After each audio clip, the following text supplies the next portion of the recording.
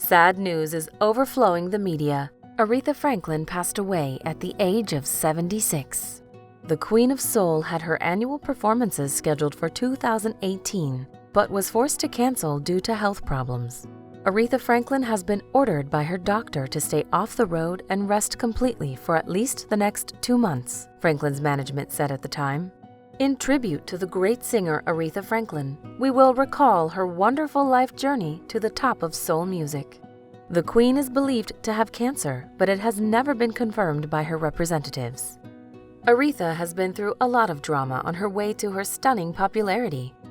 The soul star started in Tennessee. The poor girl had to endure a lot when her parents divorced, and she had to stay with her father, Clarence LaVon Franklin, or CL for short, who was a Baptist minister. Aretha was introduced to adulthood too early, perhaps due to her father's contradictory lifestyle. In his book Respect, writer David Ritz quotes Ray Charles admitting that the church would often host big orgies. Aretha got pregnant with her first child at the age of 12.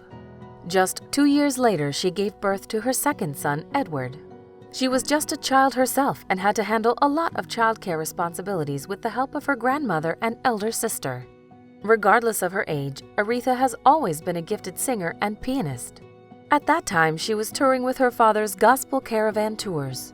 Finally ending up in New York, Aretha signed with Columbia Records. It wasn't the only major event in her life during that time. At the age of 19, she married her manager, Ted White. In 1961, the company released her first album, and her song Rockabye became her first international hit, reaching the top 40 in Australia and Canada.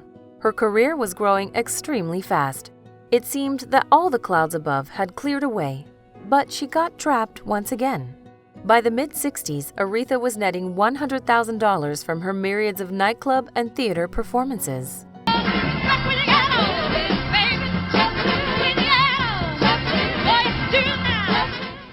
Aretha was rocking the charts, but she had no luck in her personal life. Her manager and husband, Ted White, turned out to be anything but sincere. Everyone knew that Ted White was a brutal man, her sister-in-law Earlene told Ritz for the book. She said that Franklin was scared to change her life and didn't want to ruin her public image. Aretha was trying to escape from her husband's violence and family abuse and started drinking and overeating. But enough was enough, and she could bear White's roughness no longer.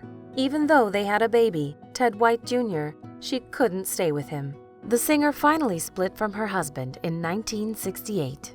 3 years later, she gave birth to her fourth son, Kekaf, from her road manager, Ken Cunningham. But she was losing hope of finding a decent man that she could rely on. Aretha's unhappy romances and painful childhood contributed to her insecurities. She was afraid she wasn't good enough as a singer, pretty enough as a woman, or devoted enough as a mother. I don't know what to call it, but deep, deep insecurity, her sister Carolyn said. 10 years later, Franklin married actor Glynn Turman, hoping for a brighter family life and finally embracing love and a happy marriage. She became a Grammy-winning singer. Her fifth album made platinum, selling millions of copies due to her hit songs Freeway of Love and Another Night. But her dreams for a happy life were crushed 4 years later following her divorce from Glynn. It wasn't the only tragedy for her family that year.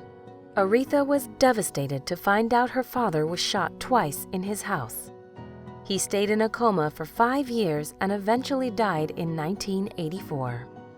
Though her talent and uniqueness are undeniable, Aretha lacks some luck in her business. Aretha Franklin had a wonderful life, but nonetheless filled with heartache. She had fought all her life and had to face one last battle at the age of 76.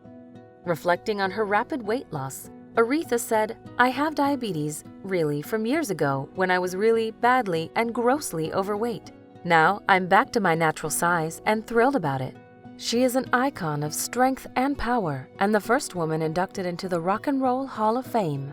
Rolling Stones named her the greatest singer of all time. Thanks for watching and subscribe to our YouTube channel.